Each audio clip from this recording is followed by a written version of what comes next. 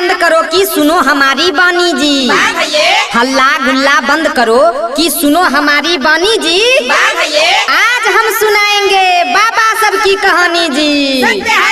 चर्चा में छे अखनी बागेश्वर धाम वाले बाबा जी।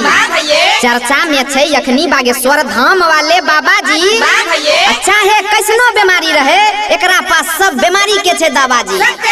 बिना देखले आदमी के बता दे छे बीमारी जी। बिना देखले आदमी के बता दे छे बीमारी जी।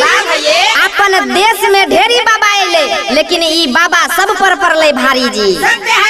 बाबा के प्रवचन में लागे छे लाखों के भीड़ जी। बाबा के प्रवचन में लागे छे लाखों के भीड़ जी।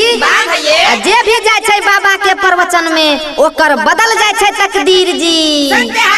बाबा पर छे कृपा भैया बहुते हनुमान के। बाबा पर छे कृपा भैया बहुते हनुमान के।